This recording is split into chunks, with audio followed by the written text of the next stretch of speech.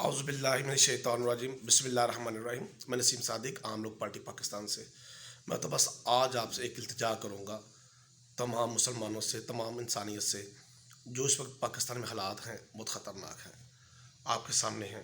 خدا کے لیے اتنی مہنگائی ہو چکی ہے، اتنی مہنگائی ہو چکی ہے کہ غریب بندہ تو پریشان ہے، سفید پوش بہت زیادہ پریشان ہے، مزدور محنت کش بہت زیادہ پریشان ہے، اور سرمایہ دار ہو سکتا ہے وہ بھی پریشان ہو اتنی مہنگائی کی وجہ سے. غریب کی تنخواہ اتنی ہی ہے، 10,000 12,000 15,000، پر مہنگائی آسمانوں کو چھو رہی ہے. چولہے بند ہیں، بچے پریشان ہیں ان کے. کئی میں نے ایسے گھروں کا وزٹ کیا ہے. خدا کے لیے ان والدین نے بچوں کو اسکول سے اٹھا لیا ہے، فیسیں نہ ہونے کی وجہ سے، اسٹیشنری کا سامان نہ خریدنے کی وجہ سے، مزید آگے کتابیں نہ خریدنے کی وجہ سے، پاس پیسے نہ ہونے کی وجہ سے. آپ جو دین ہے آپ کا اصل، جو اسلام آپ کو پیغام دیتا ہے وہ یہی ہے. آپ خیال رکھیے گا ان کا. آپ کے ہمسائے ہیں، آپ کے گھر میں ہیں، آپ کے رشتہ دار ہیں، آپ کے دوست ہیں. گہری نظر رکھیے گا. ان کو ضرورت ہے آپ کی.